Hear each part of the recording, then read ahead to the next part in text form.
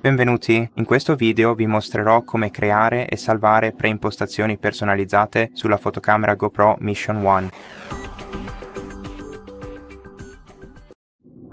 Per farlo dobbiamo scorrere verso destra sull'interfaccia principale della fotocamera e toccare Gestisci modalità in alto. Dopodiché dobbiamo toccare l'icona più nell'angolo in alto a destra, selezionare l'icona Nuove modalità sul lato sinistro e il nome personalizzato per la modalità sul lato destro.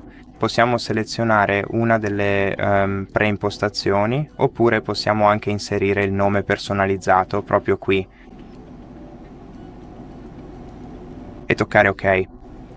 Per prima cosa seleziona la modalità desiderata e successivamente scegli la sottomodalità dal pannello sul lato destro.